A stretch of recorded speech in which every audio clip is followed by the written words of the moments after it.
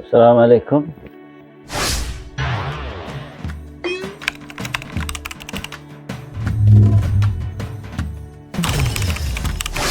একটা বেশ গুরুত্বপূর্ণ ইস্যু নিয়ে আমি এসেছি। প্রথম আপনার সামরিক বাহিনীর কিছু সেন্সিটিভ ইনফরমেশন। প্রথম হচ্ছে যে সেনাপ্রধান জেনারেল ওয়াকার সাহেব বেশ কিছু কাজ করছেন। উনি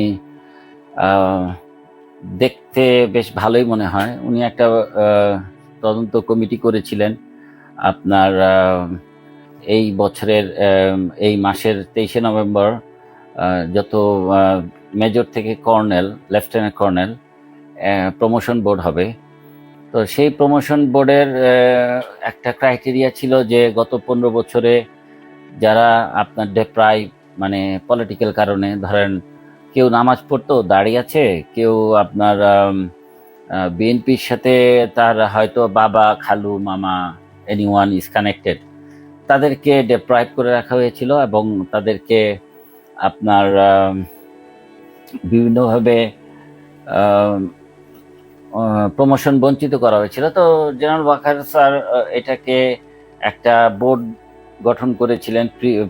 প্রমোশনের আগে একটা প্রি বোর্ড হয়, সেই বোর্ডের আপনার প্রধান করেছিলেন লেফটেন্যান্ট জেনারেল শাহিন। উনি 20তম লং কোর্সের, ওনার বিএ নাম্বার 3571।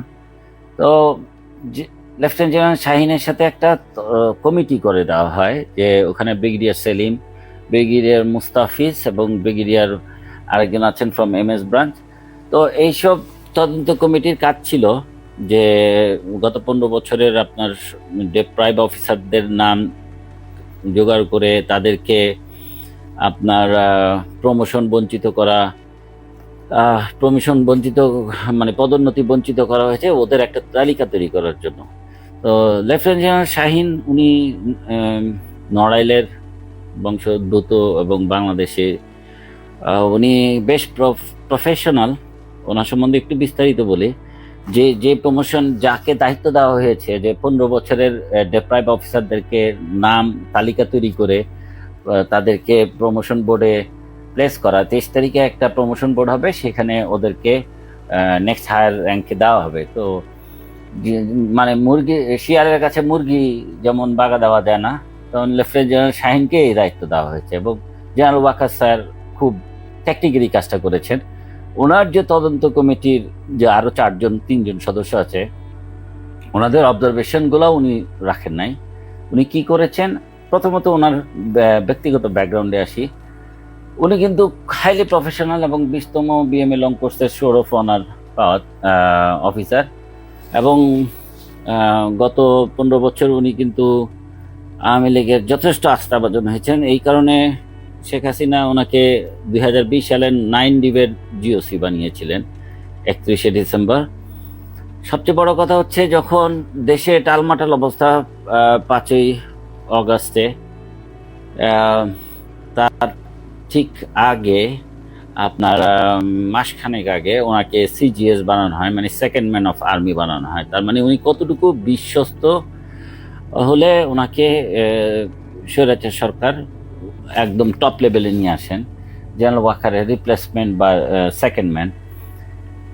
এই লেফটেন্যান্ট জেনারেল শাহিনুল আপনার 5 তারিখে যখন গণ অভ্যুত্থান সাকসেসফুল হয়, এবং উনি কিন্তু 6 তারিখে রাতে আপনার 3জন লেফটেন্যান্ট জেনারেল, আপনার lieutenant general Saiful, lieutenant general Mujib এবং জেনারেল জিয়া, মানে খুনি জিয়া যাদেরকে বলি আর কি, জিয়াউল হাসান, তো এনারা সবাই মিলে একটা পাল্টা কু করার চেষ্টা করেছিলেন।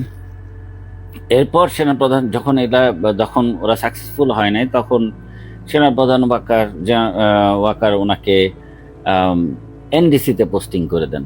হ্যাঁ, মানে কাছাকাছি রাখেন, কিন্তু আর্মি হেডকোয়ার্টার থেকে ওনাকে সরিয়ে দিলেন, বাট কাছেই রেখেছেন। তা এখন এই বিশ্বস্ত আমি পরিবারের বা আমি বিশ্বস্ত এই জেনারেল সাহেবকে দায়িত্ব দেওয়া হয়েছে ডেপ্রাইভ অফিসারদেরকে খুঁজে বের করা এবং তাদেরকে প্রমোশনের জন্য আপনার তদন্ত করে তাদের প্রমোশন বোর্ডে প্লেস করা। কিন্তু উনি কি করেছেন, আপনার যেসব অফিসারের কোনো কানেকশন আছে, ধরেন আপনার খালু, চাচা, মামা, কারোর সাথে আপনার বিএনপি বা আপনার জামাত বা কোনো রকম আপনার খুব বেশি ধার্মিক এই ধরনের অফিসারদেরকে উনি টোটালি প্রমোশন বোর্ডের রিকমেন্ডেশন লিস্ট থেকে বাদ দিয়ে দিয়েছেন। তাহলে আপনাকে দায়িত্ব দেওয়া হয়েছে যে যে যে কাজটা করার জন্য, সেই কাজটা তো আপনি করেন নাই, উল্টা আপনি কি করলেন, ডেপ্রাইভ অফিসারদেরকে আরো ডেপ্রাইভ করে দিলেন। যে আপনি পলিটিক্যাল কানেকশন যাদের ছিল, আপনার পলিটিক্যাল কানেকশন থেকে ছিল বলেই তো, আপনার বিশ্বস্ততা ছিল বলে আপনি 9 ডিবেট জিওসি হয়েছেন, আপনি সিজিএস পর্যন্ত হয়েছেন, এবং ইতিহাসের সবচেয়ে কম সময় মানে 1 মাসের জন্য আপনি সিজিএস হয়েছিলেন। এবং বৈষম্য বিরোধী ছাত্র আন্দোলনে আপনার ভূমিকা ছিল যথেষ্ট সন্দেহজনক এবং রাষ্ট্রদ্রোহী।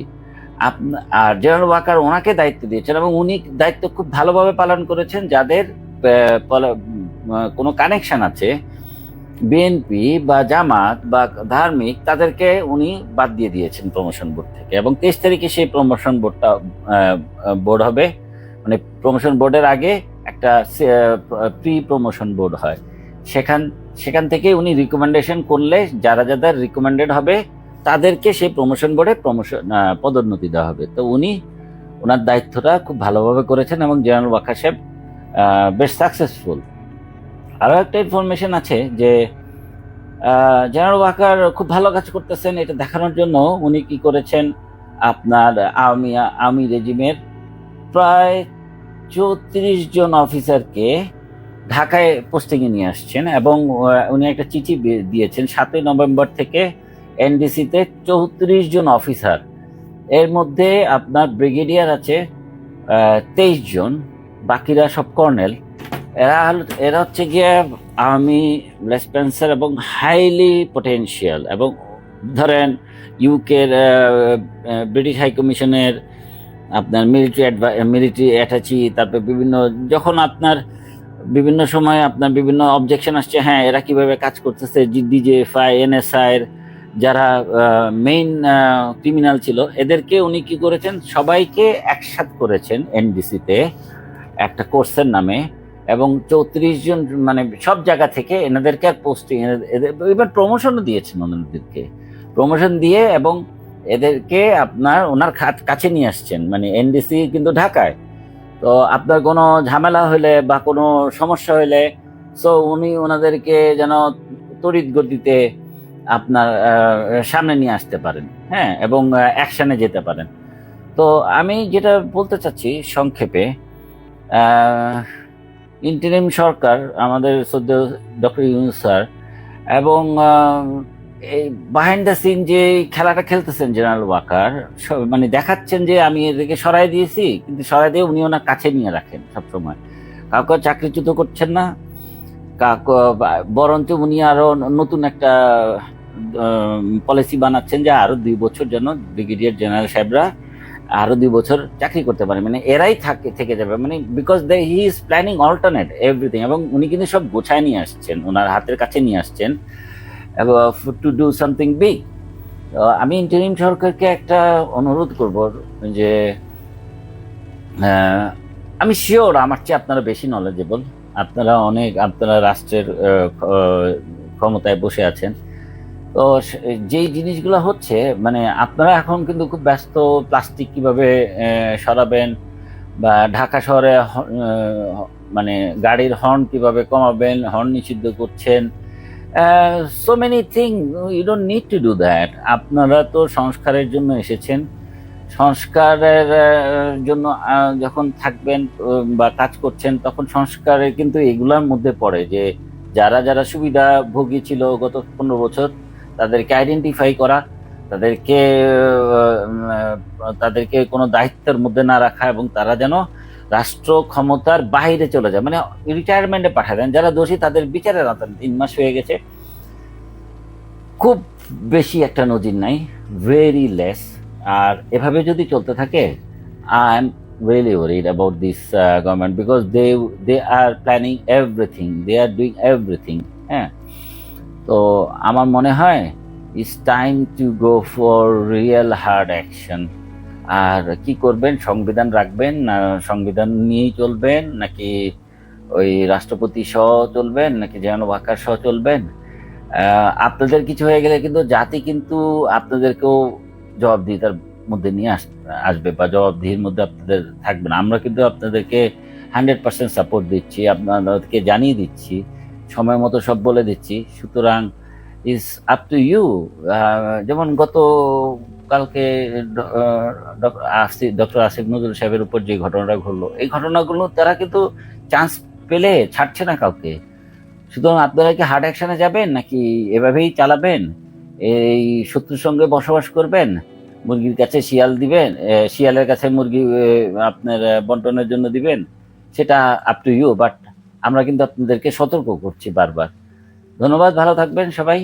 ইনশাল্লাহ আবার দেখা হবে যদি কোনো